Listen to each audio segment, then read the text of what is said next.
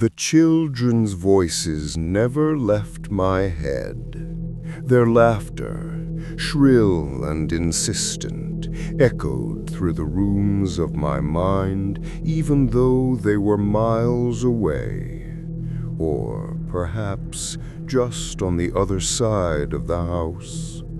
They were my grandchildren, yes, but at that moment their presence felt like a weight pressing down, heavy and unyielding, as if their echoes had somehow attached themselves to my skin, burrowing into my nerves.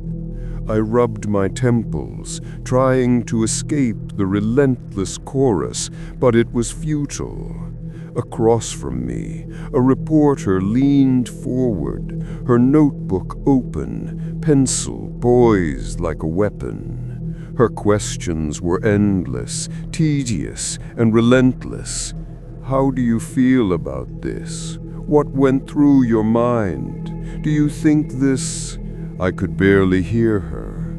My mind was already somewhere else, sinking into a haze of fatigue, the pressure of everything pressing in from all directions, like invisible hands tightening around my chest. Let's rewind. Let's go back to the beginning of that day, to a moment when everything seemed normal, or at least as normal as it could be before the storm arrived. It was 2020. I was boarding a flight from Tehran to Mashhad. The sky was heavy with mist, a gray shroud smothering the mountains below, stretching endlessly as far as the eye could see. Rain clung to the window panes like thin, trembling fingers. I slid into my seat by the window, pressing my back against the worn cushion, trying to ground myself in the mundane act of watching the world go by. Birds darted between the clouds, their wings catching the pale light, their cries echoing through the damp air. I envied their freedom, their effortless flight, unaware of the weight I carried on my own shoulders. Then my phone vibrated. My phone, my wife. Her voice crackled over the line, soft and familiar, asking questions I didn't want to answer. "How are you?" she said. "Where are you?" Her words should have been comforting, but they felt like another layer of pressure pressing into my temples. Outside, the airport glass fogged, droplets of rain racing down in crooked paths, distorting the world beyond. An announcement over the intercom broke through my distracted thoughts, sharp and mechanical. Due to rain, Flight 626 will be delayed by approximately 45 minutes. My fingers tightened around the phone, knuckles white. 45 minutes. It felt like an eternity. I had somewhere to be, a meeting, a commitment, and this delay, this trivial meteorological hiccup, felt like a cruel joke. I tried to explain it to Mashhad, my words jumbled, my voice tight, but the city on the other end simply waited, patient and oblivious to my rising panic. And then the lightning came. A jagged line of white tore through the gray sky, illuminating the mist and mountains in a blinding flash. The sound followed almost instantly, a deafening crack that rattled the bones in my chest. My stomach twisted. It was as if the world itself had cracked open. I clutched the phone, still in conversation with my wife, feeling the vibration of her voice in my ear. The intercom crackled again. Flight 626 will begin boarding in 5 minutes. I hadn't realized that 45 minutes had already passed in what felt like a blur. My thoughts scrambled. My mind was a tangle of timelines and echoes of lightning and rain and that incessant, haunting laughter of children. I turned to gather my belongings, my old suitcase, a relic from years past. Its surface was scratched, the leather faded and worn, the wheels broken, squeaking with every movement. Carrying it felt like lifting a burden meant for someone stronger, someone younger. Each step I took across the wet tiles of the airport resonated through the empty hallways.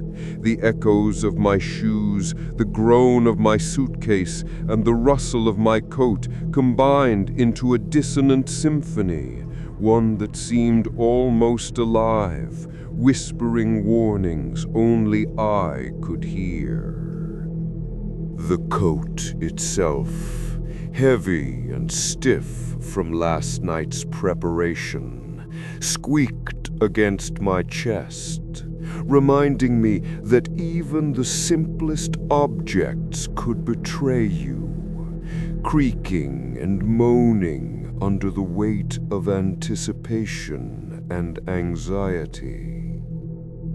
Down the steps, into the tunnel that led to the airplane, I caught sight of them. 3 flight attendants.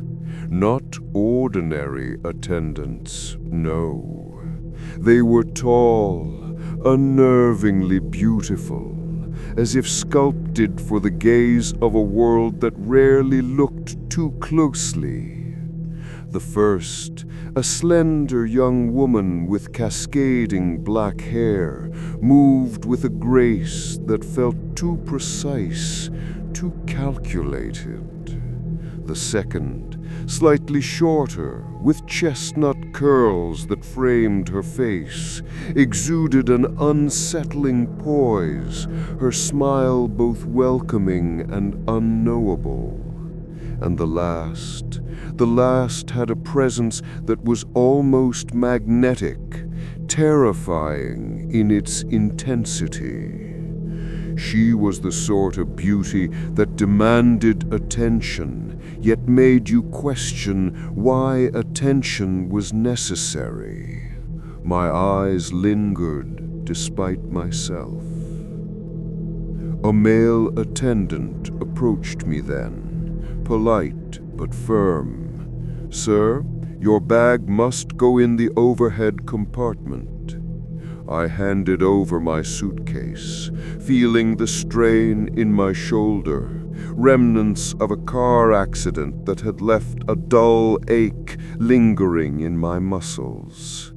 The seat was cramped, the familiar leather cold under my hands. I sank into it, exhaling slowly, trying to find solace in my book, attempting to anchor myself in words rather than the chaos of sensations around me. But calm is fragile, very fragile. The plane began to taxi. Lights flickered across the cabin, illuminating passengers with faces blurred by anticipation or distraction.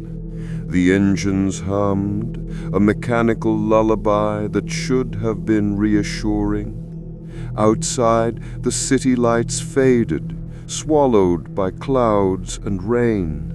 Stars emerged in pockets of black, tiny pinpricks in the vast darkness, but even they seemed distant, indifferent to the small dramas unfolding below. I looked down at my hands, fingers twitching, almost expecting them to be caught in some invisible snare.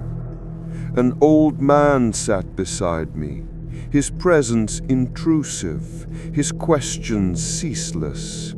But eventually he dozed off, leaving me alone with the hum of the engines and the soft, haunting cries of the storm outside. And yet, the storm was still waiting.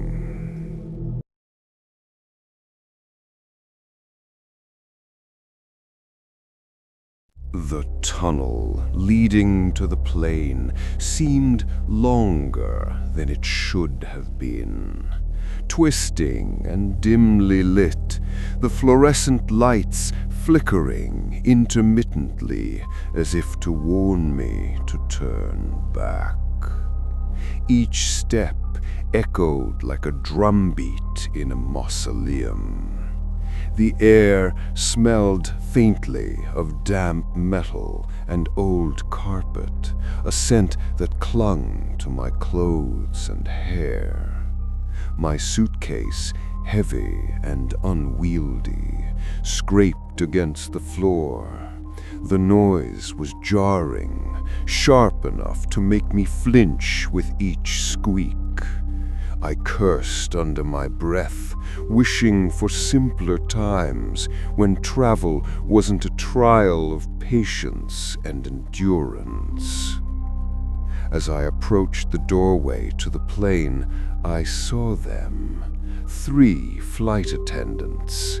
They were beautiful, almost unnaturally so. But there was something in the way they moved, something subtle, yet deeply unsettling. The first, with long raven black hair cascading over her shoulders, smiled at passengers with a precision that felt practiced beyond human memory. Her eyes, dark and unyielding, seemed to see past me, peering into a place inside where I wasn't ready for anyone to look. The second, slightly shorter, with warm brown curls and soft, deliberate movements, appeared friendlier, yet the stiffness in her posture suggested she was as mechanical as the plane itself. And then there was the last, the one I couldn't take my eyes off. Her presence was magnetic, terrifyingly so, with a beauty that demanded attention and made you aware of the fragility of your own human existence. A male attendant appeared beside me, his uniform perfectly pressed, his demeanor calm yet firm. "Sir, your bag must go in the overhead compartment." And for a brief second I wanted to argue, to tell him I could carry it myself, but my shoulder ached from the car accident I'd survived a week ago, and I relented. He lifted the bag from my hands effortlessly, placing it in the compartment above. I felt the weight in my chest lessen slightly, but the ache in my muscles reminded me that no relief lasts long. I walked down the narrow aisle, my shoes squeaking against the floor, the coat I had prepared the night before rustling loudly with each movement. It was a coat I'd worn countless times, stiff and unyielding, yet familiar. As I passed rows of seats, I noticed passengers settling in, faces illuminated by the soft glow of overhead lights. The hum of conversation and laughter mixed with the creaking of luggage and the soft whir of the air conditioning system. Everything was normal, too normal, and that in itself made me uneasy. I slid into my seat, letting out a breath I didn't realize I'd been holding. The window beside me showed the darkening sky, clouds rolling like ink over a black canvas. I pulled out my book, hoping to immerse myself in words rather than the pressing reality around me. But even as I opened the first page, I felt it, the subtle vibration in the floor, the faint, almost imperceptible tremor of the cabin, as if the plane itself was aware of what was coming. Minutes passed. The engines roared to life, a deep, vibrating hum that filled the plane from nose to tail.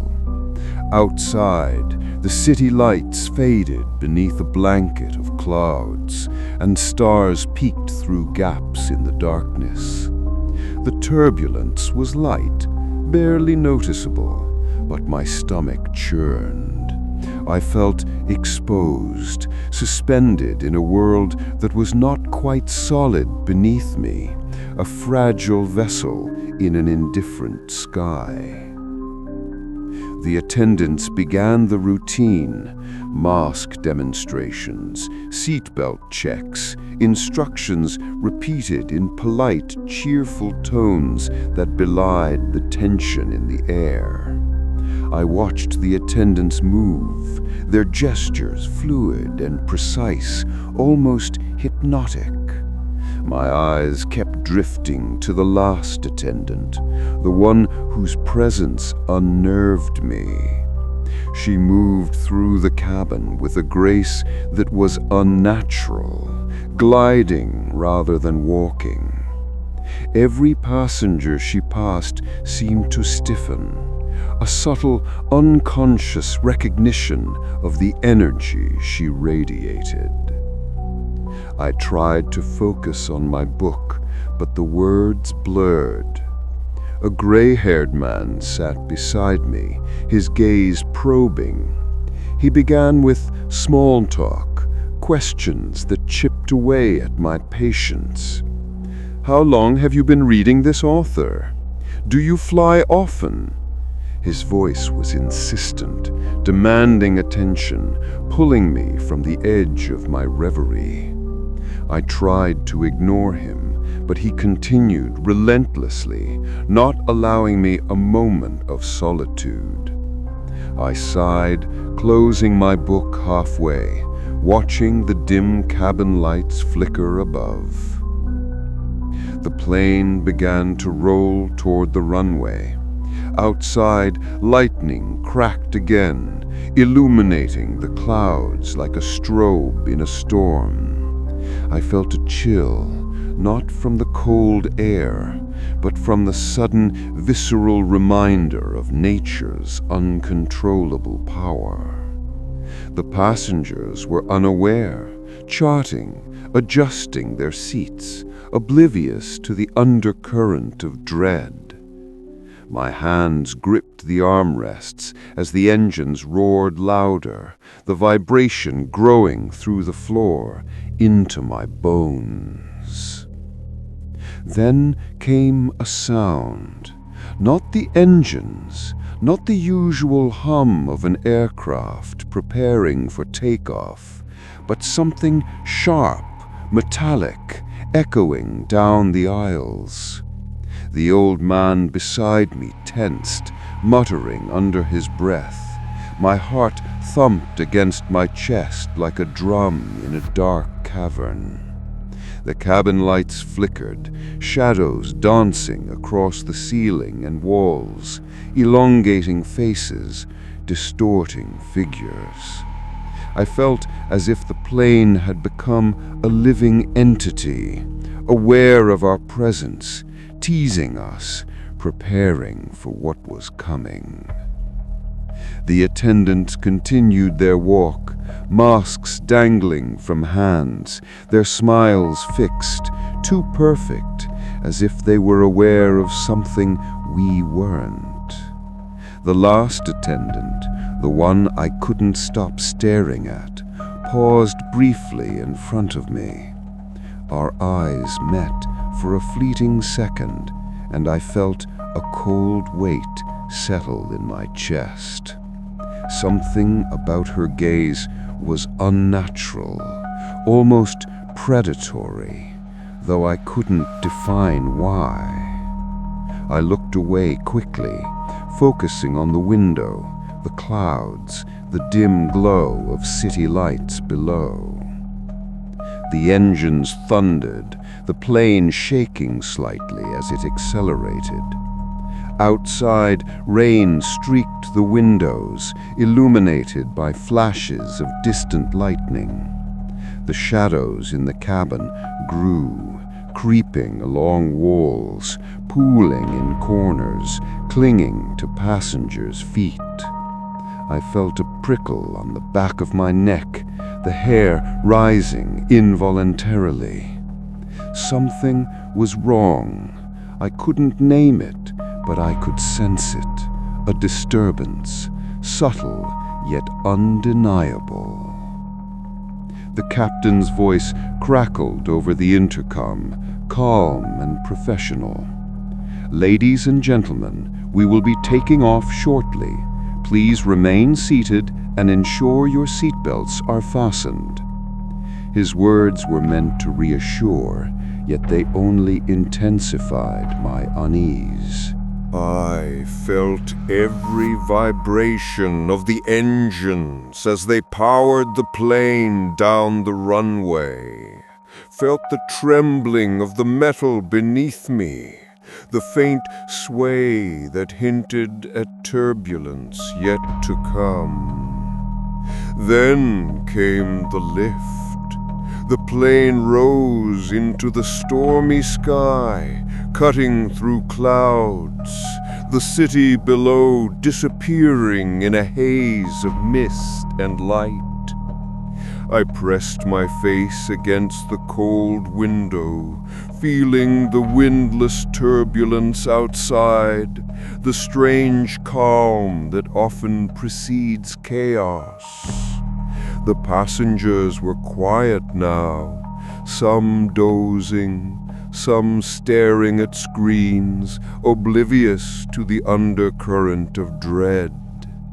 The metallic screech of the cabin creaking with ascent punctuated the otherwise steady hum of the engines. Time became distorted. Seconds stretched into minutes, each heartbeat amplified, echoing in my skull. The shadows in the cabin seemed to move independently, stretching and twisting, forming shapes that vanished when I looked directly at them.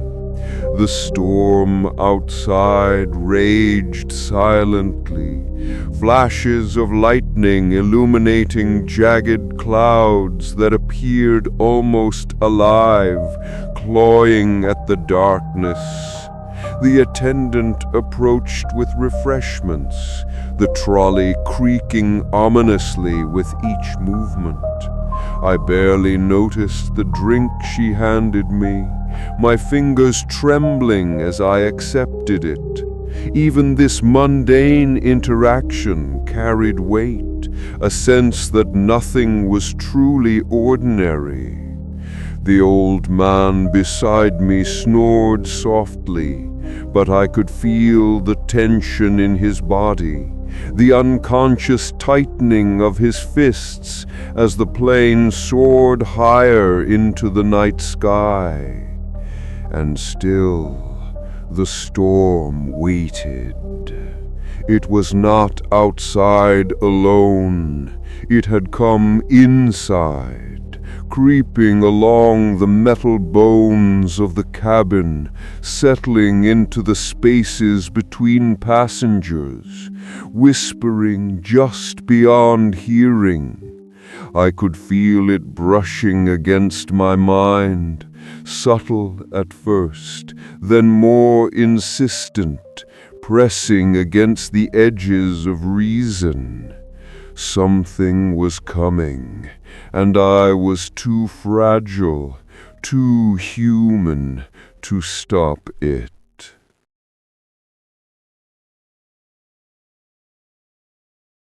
The plane shuddered violently, as if the storm had claimed it as its own.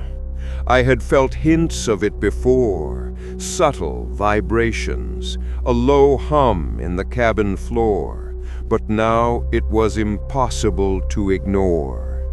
Every fiber of my body tensed, gripping the armrests, the metal biting into my palms. The passengers around me shifted uncomfortably, some clutching the seats in front, others gripping their loved ones as if sheer will could shield them from what was coming. The air was thick with fear, invisible yet palpable, curling around each of us like smoke. Lightning split the sky outside, casting the cabin in a surreal strobe-like light. Shadows danced on faces, elongating, twisting, becoming grotesque versions of humanity. I could hear it, faint at first, a low metallic groan from the fuselage, as though the plane itself were screaming. The old man beside me gripped my arm, his eyes wide with terror, silent except for the shallow, ragged gasps escaping his throat. I wanted to speak, to reassure, but my own voice had deserted me. The first jolt came without warning. The plane dipped, the metal groaning in protest, a sudden pitch that sent stomachs rising and hearts skipping beats. Objects that were lightly secured rattled, a water bottle clanging against a tray table, a magazine fluttering to the floor. The smell of ozone mingled with the faint scent of fear, an acrid reminder of electricity and impending disaster. I clutched the seat, knuckles white, staring out the window at the storm that now raged like a living entity. Clouds twisted unnaturally, lit from within by flashes of lightning, revealing shapes that were almost humanoid. My rational mind screamed that it was only clouds, but my instincts told me otherwise. Something in those shadows moved with intent. The flight attendants moved with practiced calm, but even their grace now seemed eerie, almost ritualistic. The one I had been watching, the last attendant, floated down the aisle, her movements unnaturally smooth, her eyes fixed on some distant point beyond comprehension. She passed me, and for a split second our eyes met. The coldness of her gaze penetrated deeper than the storm outside, a shiver traveling up my spine that had nothing to do with the freezing air from the overhead vents. Then came the roar. The sudden violent sound of metal straining, the engines hiccuping as the turbulence intensified. The plane lurched, throwing people against their seatbelts. Screams erupted, a chorus of panic that filled the cabin and bounced off the walls like echoes in a cavern. Children cried, clutching their parents, faces streaked with tears and panic. I could see some adults praying, others frozen, mouths open in silent horror.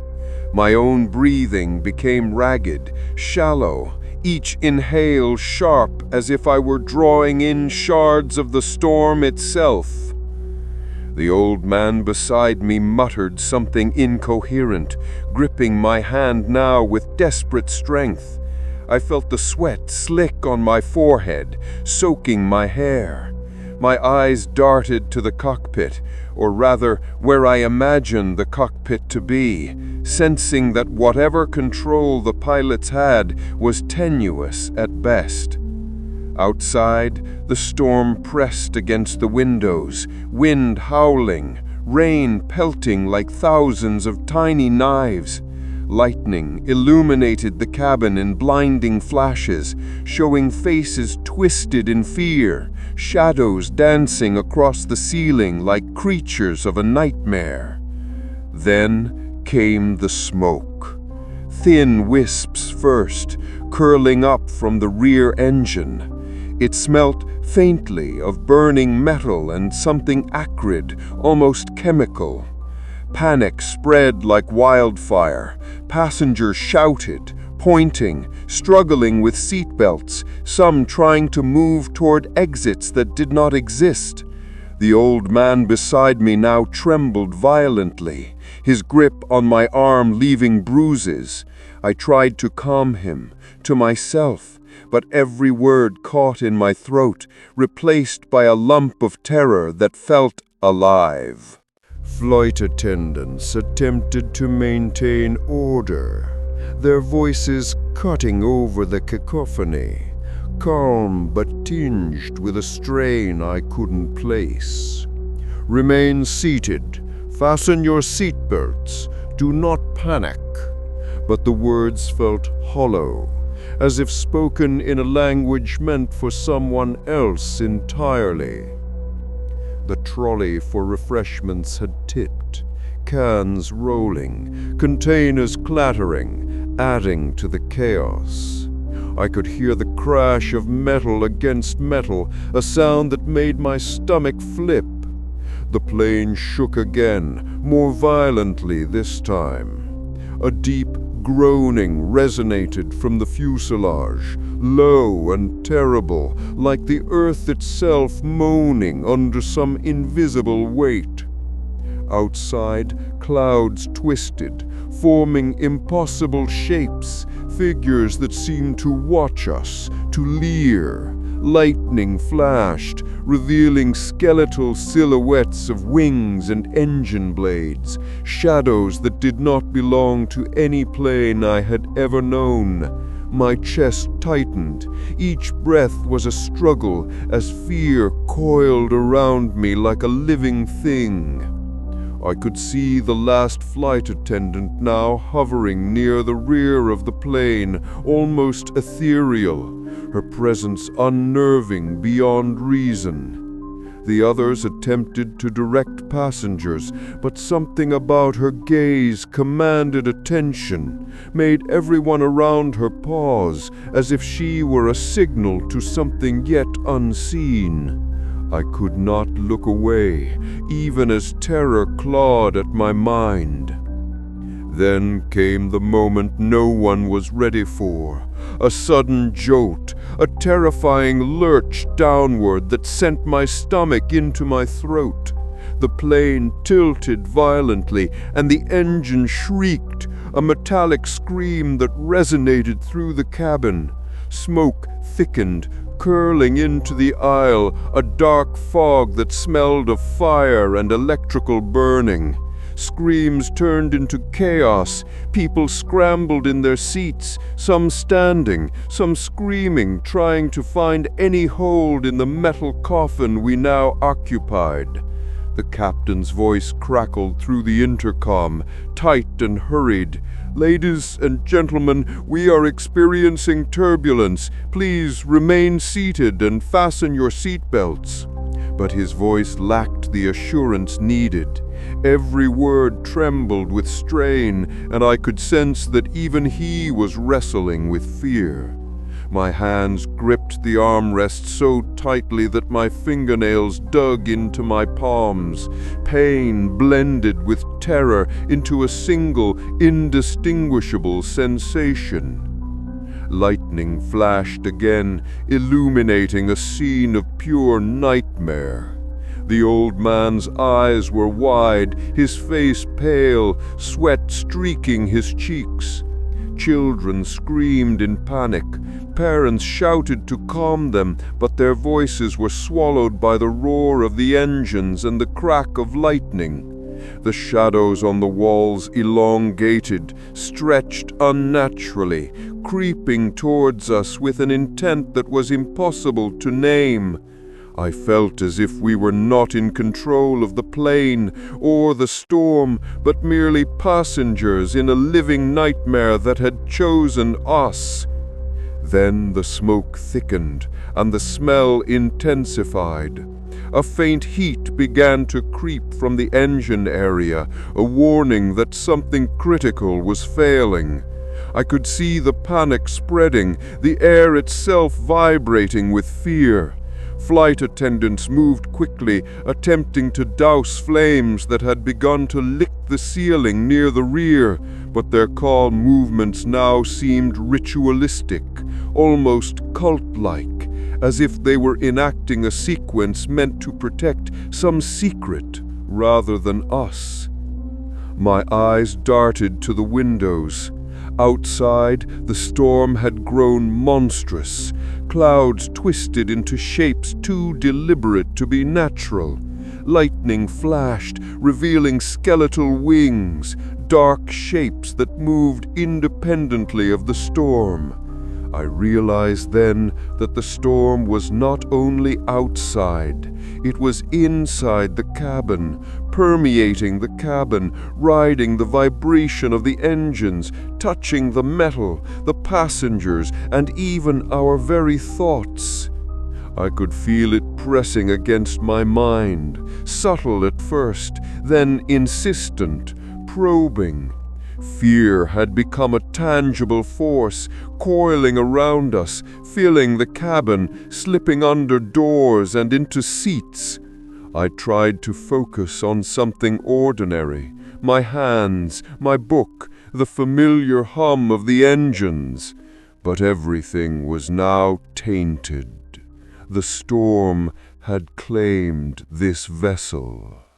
The shadows, the smoke, the unnatural movements of attendants, even the fear in my own body were no longer separate. They were one entity. The plane lurched again, violently, throwing passengers into the confines of their seats. A loud bang echoed through the cabin, followed by another screech of metal, higher pitched and more terrifying. I caught sight of the last flight attendant once more, floating almost, hovering just above the floor, her eyes fixed on me. There was recognition there, acknowledgement, though I could not decipher what it meant. I realized then that she was not human, not entirely. The thought struck me with a clarity that was almost painful. She was part of this storm, part of the chaos, an embodiment of the terror that had invaded our fragile world. The cabin was now chaos incarnate. Passengers screamed, some fainted, others clung desperately to anything solid. The old man next to me moaned, his grip unyielding, sweat dripping down his temples. I could feel the trembling of the plane through every bone in my body. The smoke had thickened to a dense haze, curling like serpents through the aisles, obscuring vision, making the familiar alien. The smell of burning, ozone, and fear combined into a suffocating cocktail that made it hard to think, let alone breathe. Then the engine failed. One of the rear engines died with a metallic scream, sending a shockwave through the fuselage. Panic erupted anew, a wave of sound and movement that threatened to tip the balance of sanity for anyone within earshot. The captain's voice, now strained beyond human limits, tried to calm us, but it was too late. We were at the mercy of the storm, the smoke, the shadows, and the inexplicable predatory presence that haunted the aisles. And I knew, with a cold certainty that made my blood run ice, that the storm was only beginning. The shadows, the smoke, the unnatural movements of attendants, Even the fear in my own body were no longer separate. They were one entity. The plane lurched again, violently, throwing passengers into the confines of their seats. A loud bang echoed through the cabin, followed by another screech of metal, higher pitched and more terrifying. I caught sight of the last flight attendant once more, floating almost, hovering just above the floor, her eyes fixed on me. There was recognition there, acknowledgement, though I could not decipher what it meant. I realized then that she was not human, not entirely. The thought struck me with a clarity that was almost painful. She was part of this storm, part of the chaos, an embodiment of the terror that had invaded our fragile world. The cabin was now chaos incarnate. Passengers screamed, some fainted, others clung desperately to anything solid. The old man next to me moaned, his grip unyielding, sweat dripping down his temples. I could feel the trembling of the plane through every bone in my body. The smoke had thickened to a dense haze, curling like serpents through the aisles, obscuring vision, making the familiar alien. The smell of burning, ozone, and fear combined into a suffocating cocktail that made it hard to think, let alone breathe. Then the engine failed. One of the rear engines died with a metallic scream, sending a shockwave through the fuselage. Panic erupted anew, a wave of sound and movement that threatened to tip the balance of sanity for anyone within earshot. The captain's voice, now strained beyond human limits, tried to calm us, but it was too late. We were at the mercy of the storm, the smoke, the shadows, and the inexplicable predatory presence that haunted the aisles. And I knew, with a cold certainty that made my blood run ice, that the storm was only beginning.